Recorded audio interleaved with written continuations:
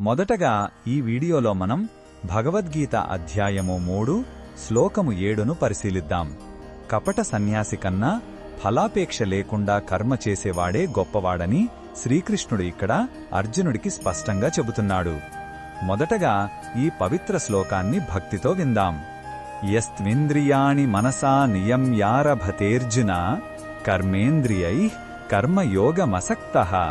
ఈ శ్లోకం అర్థమేమిటంటే, ఓ అర్జునా, ఎవడైతే తన ఇంద్రియాలను మనస్సుతో అదుపులో ఉంచుకొని ఫలంపై ఆసక్తి లేకుండా తన కర్మేంద్రియాలతో నిష్కామ కర్మను ఆచరిస్తాడో అతడే ఎంతో శ్రేష్ఠుడు.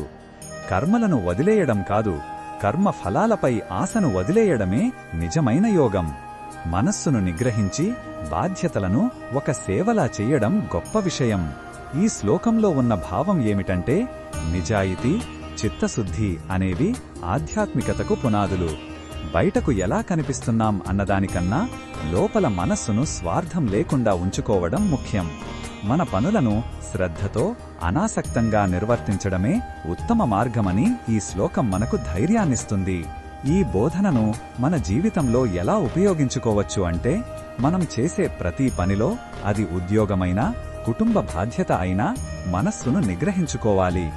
ఫలితం గురించి అతిగా ఆందోళన చెందకుండా మన ప్రయత్నాన్ని మనం శ్రద్ధగా చెయ్యాలి. పనిని ఒక యజ్ఞంలా భావించి అంకిత భావంతో చేస్తే ఆ కర్మ మనల్ని ఉన్నత స్థాయికి తీసుకువెళుతుంది.